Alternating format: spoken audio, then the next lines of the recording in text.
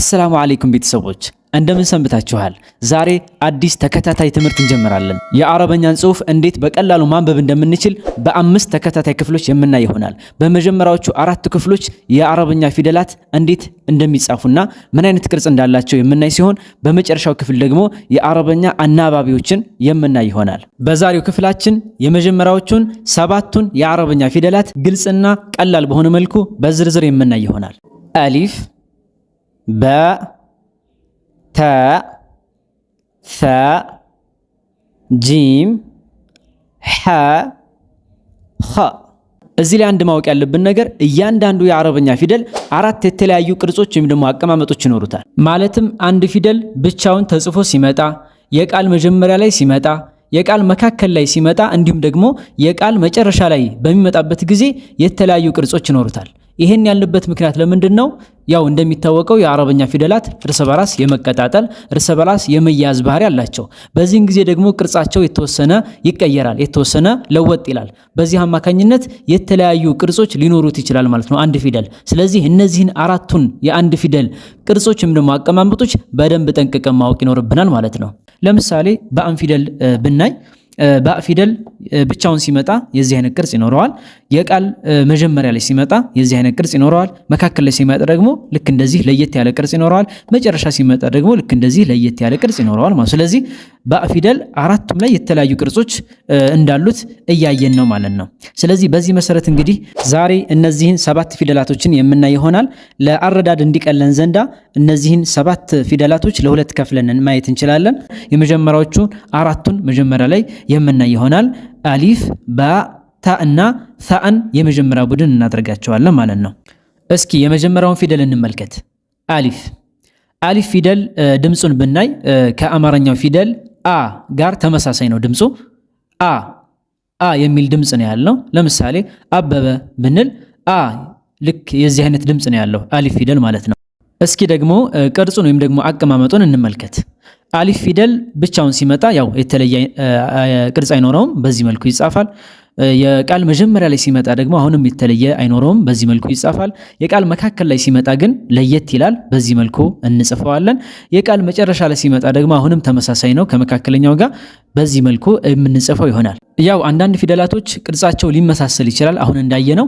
ይህም የሚሆንበት ምክንያት አንዳንድ ፊደላቶች በቀኝ በኩል ወይም ደግሞ በአንድ በኩል ብቻ የሚቀጠሉ በመሆናቸው ነው ቅርጻቸው ብዙም ሲቀየር የማናስተውለው። ወደ ሁለተኛዋ ፊደል እንሸጋገር። ባእ ፊደል ባእ ፊደል ያው ድምጿን በምናይበት ጊዜ ከአማርኛው ፊደል በ ጋር ተመሳሳይ ነው። ለምሳሌ በር ብንል ልክ የዚህ አይነት በ አይነት ድምጽ ነው ያላት። ቅርጿን በምንመለከትበት ጊዜ ደግሞ ባእ ፊደል ያው ብቻዋን በምትጻፍበት ጊዜ በዚህ መልኩ የተለየ ቅርጽ አይኖራትም፣ ብቻዋን ትጻፋለች። የቃል መጀመሪያ ላይ ስትጻፍ ደግሞ በዚህ መልኩ ትንሽ ቆረጥ ብላ ነጥቡ ወደ ዳር መጥቶ ትጻፋለች። የቃል መካከል ላይ በምትመጣበት ጊዜ ደግሞ ነጥቡ መሃል ላይ ይሆንና ከግራና ከቀኝ ትቆረጣለች፣ ያው በሁለቱም ሳይድ ስለምትቀጠል። የቃል መጨረሻ ላይ ስትመጣ ደግሞ ራሱ ቅርጹ ሆኖ ነገር ግን ከቀኝ በኩል ትቀጠላለች ማለት ነው። ስለዚህ ቅርጾቿ ይሄን ይመስላሉ የባእ ፊደል ማለት ነው። ሶስተኛው ፊደል ታ ፊደል ነው። እንግዲህ ታ ፊደል አሁንም ከአማርኛው ፊደል ጋር ተ ከሚባለው የአማርኛ ፊደል ጋር ድምፁ ተመሳሳይ ነው። ለምሳሌ ተምር ብንል ተ የዚህ አይነት ድምፅ ነው ያለው። ቅርጾቹን ወይም ደግሞ አቀማመጦችን በምናይበት ጊዜ ያው ከባእ ፊደል ብዙም አይለይም፣ ተመሳሳይ ነው። በነጥብ ብቻ ነው የሚለያዩት። ስለዚህ ታ ፊደል ብቻውን ሲመጣ በዚህ መልኩ ይጻፋል። የቃል መጀመሪያ ሲመጣ፣ የቃል መካከል ሲመጣ እንዲሁም ደግሞ የቃል መጨረሻ ላይ ሲመጣ በዚህ መልኩ ይጻፋል ማለት ነው። ከባእ ፊደል የሚለየው በነጥብ ብቻ ነው። ባእ ፊደል ነጥቡ ከታች አንድ ነው። ታ ፊደል ግን ነጥቡ ከላይ ሁለት ነው ማለት ነው። ወደ አራተኛው ፊደል እንሸጋገር፣ ወይም ደግሞ ከዚህ ግሩፕ የመጨረሻው ፊደል ማለት ነው።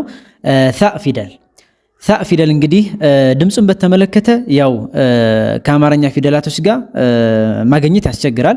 ለየት ያለ የድምፅ አወጣጥ ነው ያለው። እንዴት ነው የሚወጣው? የምላስ ጫፋችንን ከላይኛው የፊት ጥርስ ጋር በማገናኘት የምላስ ጫፍ ከላይኛው የፊት ጥርስ ጋር በማገናኘት የሚወጣ ድምፅ ነው። ሳ ተ ነው የምንለው ማለት ነው። ምላሳችንን ትንሽ ወጣ አድርገን የሚነበብ ነው። የዚህ አይነት የድምፅ አወጣጥ ያለው የአማርኛ ፊደል ማግኘት ያስቸግራል ወይም ደግሞ የለም ማለት ይቻላል። ቅርጹን በተመለከተ ያው ብዙም የሚለይ ነገር የለም። ከነባ ከነታ ጋር የሚለይ ቅርጽ የለውም። የሚለየው በነጥብ ብቻ ነው። ታ ፊደል 3 ነጥብ ነው ያለው። ከዛ ውጭ ግን ብቻውን ሲመጣ በዚህ መልኩ ይጻፋል። የቃል መጀመሪያ ላይ መካከልና መጨረሻ ላይ ልክ እስካሁን እንዳሳለፍ ነው ተመሳሳይ የሆነ ቅርጽ ይኖረዋል ማለት ነው። ስለዚህ እንግዲህ የመጀመሪያዎቹን 4ቱን የአረብኛ ፊደላት አሊፍ፣ ባ፣ ታ እና ታ እንዴት እንደሚጻፉ ቅርጻቸው እንዴት እንደሆነ ተመለከትን። አሁን ደግሞ የመጀመሪያችሁን የአረብኛ ቃል ማንበብ እንድትጀምሩ ምሳሌዎችን እንመልከት። እነዚህ ምሳሌዎች እነዚህ ቅርጾች እንዴት እንደሚጻፉ በቃላት መካከል እየገቡ እንዴት መለየት እንደምንችል የምናይባቸው ቀላል ምሳሌዎች ናቸው። ለምሳሌ አብ አብ አብ የሚለውን ቃል ይመስል አብ ማለት አባት ማለት ነው በአረበኛ። ሌላ ምሳሌ ባብ ባብ ባብ ባብ ማለት በር ማለት ነው። ስለዚህ ለምሳሌ እዚህ ላይ እንዳየነው የመጀመሪያው ምሳሌ ላይ አሊፍ ለብቻው ተጽፏል፣ ባእም ፊደል ለብቻው ተጽፏል፣ ያው ስለማይቀጣጠሩ ማለት ነው። ሁለተኛው ምሳሌ ላይ ደግሞ ባእ ፊደል የቃል መጀመሪያ ሲመጣ እንደዚህ እንደሚጻፍ አይተናል። ከዛ ቀጥሎ ማን አለ? አሊፍ ፊደል አለ። አሊፍ ደግሞ የቃል መካከል ሲመጣ በዚህ መልኩ እንደሚጻፍ አይተናል። ከዛ ባእ ደግሞ ያው ለብቻው ይጻፋል ማለት ነው። ያው አሊፍ ፊደል ወደ ግራ ስለማይቀጠል ማለት ነው። እስኪ ሌላ ምሳሌ ደግሞ እንመልከት። በስ በስ በስ በስ ማለት ስርጭት ማለት ነው። የሬዲዮ ወይም ደግሞ የቴሌቪዥን ስርጭት ማለት ነው። ሌላ ሁለተኛ ምሳሌ ሰበተ ሰበተ ሰበተ ምን ማለት ነው? ጸና፣ ቀጥ አለ እንደማለት ነው። ሰበተ። ስለዚህ የመጀመሪያዎቹን ግሩፖችም ደግሞ 4ቱን ፊደላቶች እንዴት እንደሚጻፉ በደንብ አይተናል። ስለዚህ እስኪ አንድ ጥያቄ ልጠይቃችሁ በደንብ ገብቷችሁ ከሆነ ታበ የሚለውን ቃል እስኪ በኮሜንት ጻፉ። ታበ ታበ የሚለውን ቃል እስኪ በኮሜንት ጻፉ። 3 ቃላቶች ናቸው። በደንብ ጻፏቸው እስኪ አሁን በቀጣጠል ነው ወይም ደግሞ አሁን ባሳየነው ቅርጽ መሰረት ማለት ነው። መርሐባን። ስለዚህ በኮሜንት ጻፋችሁ። በጣም ጥሩ። እስኪ ደግሞ እንመልከተው እንዴት እንደሚጻፍ። ታበ የሚጻፈው በዚህ መልኩ ነው። ታበ ታ ፊደል አለ፣ ከዛ አሊፍ አለ። ታበ ብለን ስንስብ አሊፍ አለ፣ ከዛ በኋላ ደግሞ ባ ለብቻው ይጻፋል። ስለዚህ ታ ፊደል ከአሊፍ ጋር ተቀጥሎ ይጻፋል፣ ባ ግን ለብቻው ይጻፋል። ታበ ታበ ማለት ተመለሰ፣ ተጸጸተ እንደማለት ነው። ወደ ሁለተኛዎቹ ግሩፕ እንለፍ። ጂም ሐ ኸ ጂም ሐ ኸ እነዚህ ተመሳሳይ ቅርጽ ያላቸው 3ቱ ፊደላቶች እንዴት እንደሚጻፉ እናያለን። እንግዲህ እነዚህ ቅርጻቸውን ለመጻፍ ያው በጣም ቀላል ነው። ከላይ መስመር እናሰምራለን ወደ ቀኝ ማለት ነው። ከዛ ደግሞ ከዛ ወደ ታች ግማሽ ክብ፣ ሰፋ ያለ ግማሽ ክብ እንጽፋለን ማለት ነው። ስለዚህ ወደ መጀመሪያው ፊደል እንሂድ። ጂም ፊደል ጂም ፊደል ድምፁን ብናይ ከአማርኛው ጀ ጋር ተመሳሳይ ነው። ለምሳሌ ጀበና ብንል ለምሳሌ ጀ ስንል ድምፁ ከዚህ ጋር ተመሳሳይ ነው።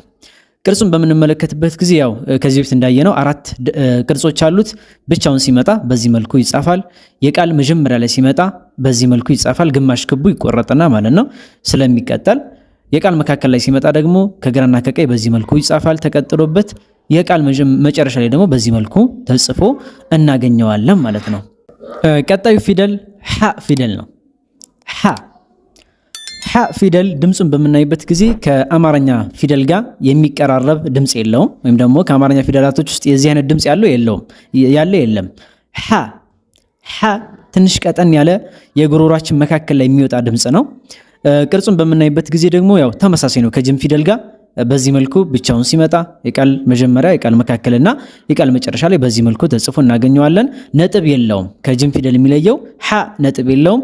ጅም ፊደል ደግሞ ከታች ነጥብ 1 ነጥብ አለው ማለት ነው። ሶስተኛውና የመጨረሻውን ፊደል በምናይበት ጊዜ ደግሞ ኸ ፊደል ነው።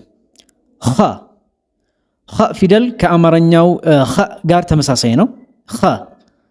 ኸ ያው በአማርኛም ኸ የሚባል ፊደል አለ። ከሱ ጋር ድምፁ ተመሳሳይ ነው። ጉሮሮ አካባቢ የመከርከር ድምፅ ያለው ነው።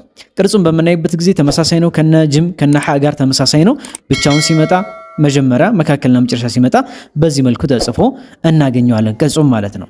ስለዚህ የመጀመሪያዎቹን 7ቱን የአረብኛ ፊደላቶች እንዴት እንደሚጻፉ ቅርጻቸውን በደንብ አይተናል ማለት ነው። አሁን ደግሞ እስኪ እነዚህን ፊደላቶች እርስ በራስ እያቀጣጠልን ምሳሌዎችን እናያለን። እናንተም ደግሞ እነዚህን ፊደላቶች እነዚህን ቃላቶች በደንብ እያነበባችሁ እንደሆነ ራሳችሁን ፈትሹ። ወደ ምሳሌዎቹ እንለፍ። የመጀመሪያው ምሳሌ ሐጅ የሚለው ነው። ሐጅ ሐጅ ያው ሐጅ ማለት መንፈሳዊ ጉዞ እንደማለት ነው። ወደ ለዒባዳ ሲባል ወይም ደግሞ ለአምልኮ ሲባል ወደ መካ የሚደረግ ጉዞ ሐጅ ተብሎ ይጠራል። ሁለተኛው ምሳሌ ሑብ ሑብ ሑብ ያው ሑብ ብሎ ማለት ፍቅር እንደማለት ነው። ሌላ ምሳሌ ደግሞ እንይ።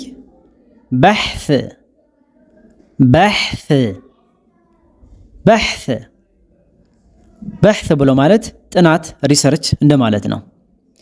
ሌላ ተጨማሪ ምሳሌ ኻበ ኻበ ኻበ ኻበ ማለት ከሰረ ወደቀ እንደማለት ነው። ስለዚህ የመጀመሪያዎቹን 7ቱን የአረብኛ ፊደላት እንዴት እንደሚጻፉና እንዴት እንደሚነበቡ በደንብ አይተናል። አሁን ደግሞ ተራው እናንተ ነው። የተወሰኑ ቃላቶችን እሰጣችኋለሁ፣ የተወሰኑ ፊደላቶችን እሰጣችኋለሁ። እነዚህን ፊደላቶችን አቀጣጥላችሁ ትጽፋላችሁ። እንዲሁም ደግሞ እንዴት እንደሚነበቡም ጭምር በኮሜንት ታሰፍሩልኛላችሁ።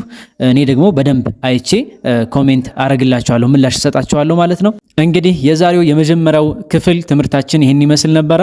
በቀጣይ በሁለተኛው ክፍል ደግሞ ሌሎች ቀጣይ ፊደላቶችን እንደዚሁ በደንብ በዝርዝር የምናይ ይሆናል። ቪዲዮ ለበርካታ ወንድምና እህቶች እንዲዳረስ ላይክ እና ሼር ማድረግ እንዳይረሳ። ለቻናሌ አዲስ ከሆናችሁ ደግሞ ሰብስክራይብ ማድረግ እንዳትረሱ። በቀጣይ ክፍል እስክንገናኝ ድረስ መልካም ጊዜ ይሁንላችሁ። ወሰላሙ አለይኩም።